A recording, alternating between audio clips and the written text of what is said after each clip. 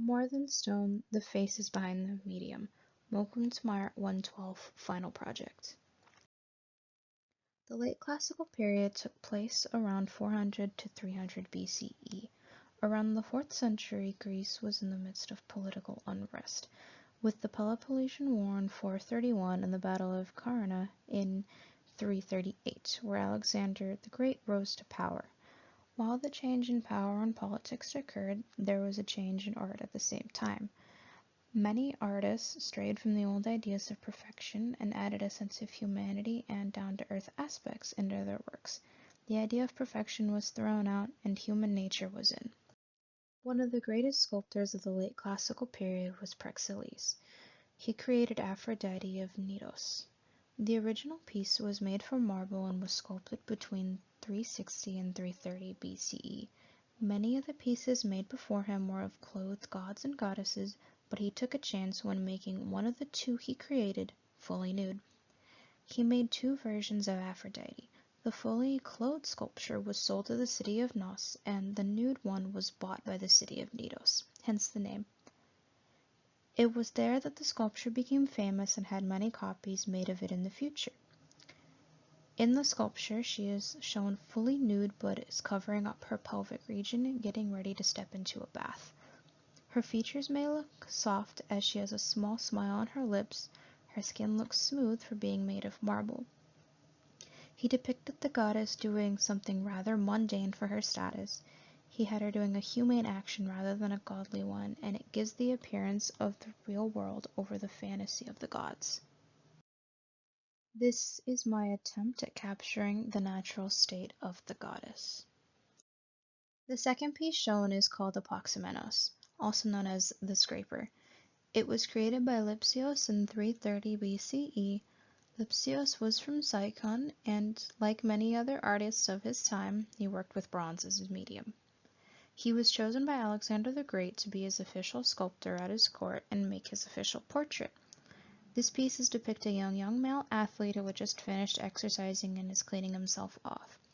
Lipsios had two major innovations with his piece.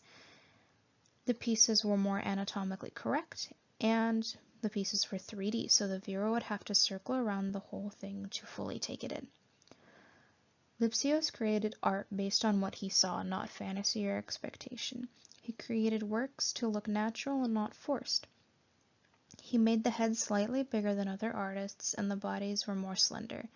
You would have to view the piece from the side to see his stomach has a natural bump underneath the abs. The sculptor is leaning his body weight on his one leg, indicating that he is tired and does not have the energy to stand up straight like many who are on their feet at work all day. His expression also indicates his emotions. His face shows how tired he is from his activities by how his eyes look sunken and his mouth is slightly ajar, possibly indicating that he's been breathing heavily. The original is now lost, but many copies were made over the years. This is another one of my attempts to capture the natural look of the original piece. The last piece shown here today is a piece called Weary Hercules, also created by Lipsios. The sculpture was created around 320 BCE. The head was modeled after the Roman Emperor Commodus and was found in a garden of a ruined palace. While this version is made of marble, it is just a copy of the bronze original. The piece was very popular when it was created, and many copies were made throughout the years and were used for all different kinds of reasons.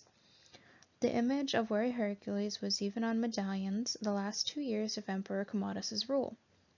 Weary Hercules shows him leaning on a post, said to be coming back from completing hard labor or from a battle. He is looking down to his left with a tired expression. It is possible he was trying to get a moment's rest. He has an athletic build with massive defined muscles. While he has those massive muscles, his body is still natural with curves rather than exaggerated lines. The sculpture also has something on the backside which was not normal for the time. He is holding what looks to be apples in his hand, stationed on his lower back. The stories of Hercules tells of his many triumphs and how this demigod fought countless monsters and possibly other gods. The sculpture shows his human side more than his godly side, as he gets tired just like everyone else. His adventures take a toll on him, just like a long day at work for us. This was my last attempt to capture the natural aspects of the pieces shown here today. How did I do? This is a list of my sources where all the information in this presentation came from.